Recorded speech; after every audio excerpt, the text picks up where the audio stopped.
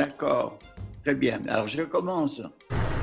Bonjour à toutes et à tous et je regrette de ne pas être physiquement présent parmi vous. Je suis un peu bloqué par les inondations gardoises où je me trouve actuellement.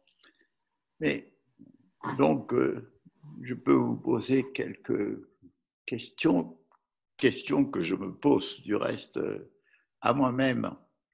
Bon, la première, c'est que, étant donné la durée incertaine de cette épidémie, c'est-à-dire des précautions qui s'imposent, je me demande si on ne peut pas prévoir un système de, je dirais, d'échange par Zoom ou Skype, c'est-à-dire qui permettrait de garder le contact personnel entre l'enseignant et les enseignés eux-mêmes reliés à travers leur écran et qui rend les échanges possibles.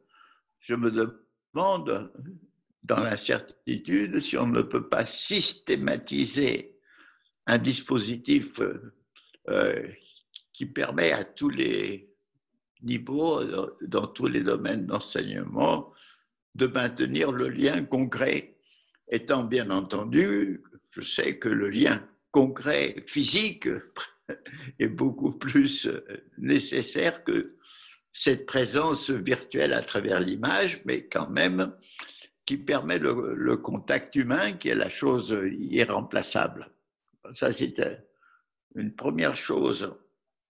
Donc, la deuxième chose, puisque nous sommes victimes de cette pandémie qui nous pose toute une série de problèmes fondamentaux et qui concernent l'enseignement, je me demande si justement dans cette période, les différentes disciplines ne pourraient pas s'échanger devant les étudiants pour essayer de la comprendre dans ses multiples aspects et de traiter un certain nombre de problèmes importants, comme justement celui des incertitudes dans lesquelles nous vivons. Parce que souvent, ce qui me frappe beaucoup, c'est qu'autant qu'on pouvait penser que les incertitudes sur le virus, sa nature, sa nocivité,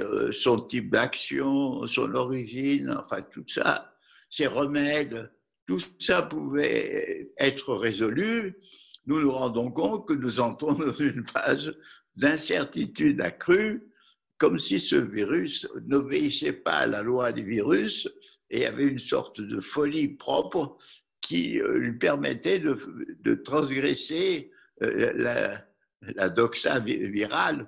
Donc, nous devons quand même nous interroger, et pas seulement là-dessus, c'est pas seulement nos collègues qui sont biologistes, qui sont médecins, mais je pense aussi que tous les aspects humains, politiques, sociaux qui sont entremêlés, ce serait une excellente occasion de pouvoir affronter une réalité effectivement complexe.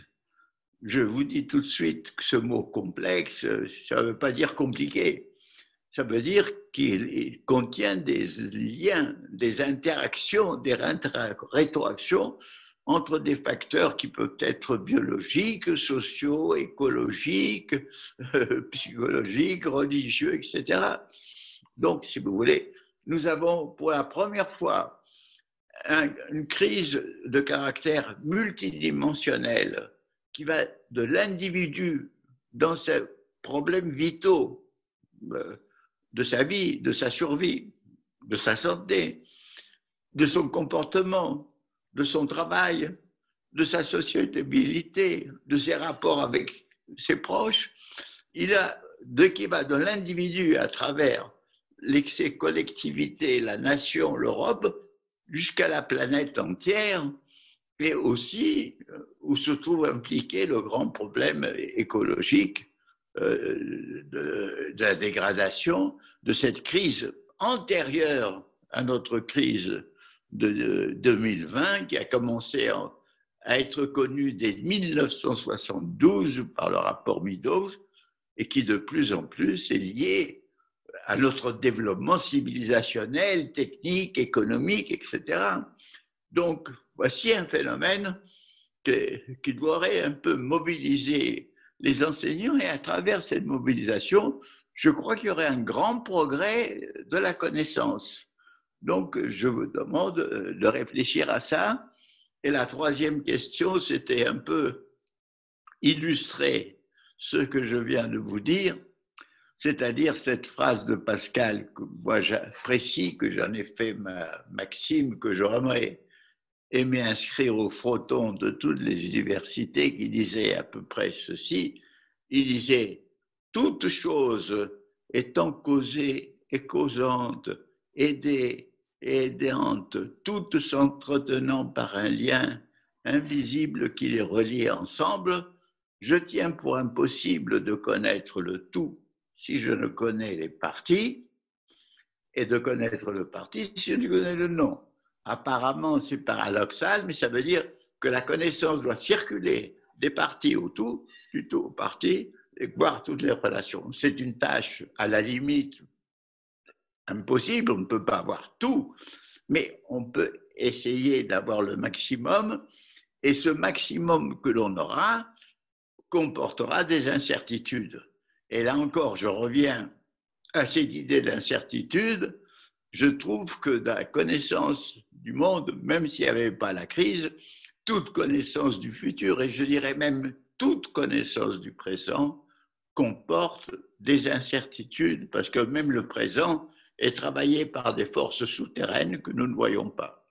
Donc, je demande, voici une tâche collective pour l'université française, où au moins les différentes disciplines s'entreféconderont, s'entrecommuniqueront. Et ça, c'est la chose que donc je souhaite et que je soumets à votre intention. La quatrième idée que j'ai depuis longtemps et que j'ai suggérée, parce que depuis qu'on est frappé, disons, par ce qu'on peut appeler le fanatisme évidemment de jeunes entièrement fanatisés, intoxiqués par ce qu'ils croient être une vérité religieuse, mais aussi nous avons pas seulement le fanatisme chez ceux qui sont épouvantés à juste titre par ce fanatisme, souvent des réactions de fermeture quasi xénophobe et raciste, c'est-à-dire une fermeture de l'esprit. Donc, moi, ce que je voudrais, c'est d'inscrire aujourd'hui disons, la connaissance de toutes les sources d'erreurs et d'illusions, les sources, disons, intrinsèques aux façons de connaître. Par exemple, l'unilatéralisme, ne voir qu'un seul aspect, qu'une seule causalité dans un phénomène qui a plusieurs aspects, plusieurs causalités très diverses et parfois contradictoires. Malheureusement, c'est ça qui règne. Si vous avez une vision purement économique de ce qui se passe dans le monde, ça sera peut-être utile, mais ce sera insuffisant parce que ce qui se passe n'est pas seulement réductible au calcul économique. Donc, l'unilatéralisme, je dirais aussi le simplisme qui consiste à croire qu'une petite idée clé va tout ouvrir, comme une clé qui va ouvrir toutes les serrures et toutes les portes, une sorte de vérité universelle passe-partout, de lutter contre, si vous voulez, la disjonction, c'est-à-dire de séparer la connaissance d'un phénomène ou d'un objet de son environnement dont il dépend, et aussi des liens qu'il a avec le reste du monde. Donc, si vous voulez, tout ce qui empêche et tout ce qui permet une connaissance ouverte. Parce que nous disons, très justement que l'éducation doit développer l'esprit critique. Mais il y a un préliminaire à l'esprit critique. Si je n'ai pas d'ailleurs, soyez capable de critiquer. Il y a un préliminaire, c'est la problématisation. Les enfants, spontanément, problématisent, ils disent, mais qu'est-ce que c'est que ça? Pourquoi il y a ça? Pourquoi tu fais ça? Pourquoi il y a le soleil? Pourquoi il y a la lune? Etc.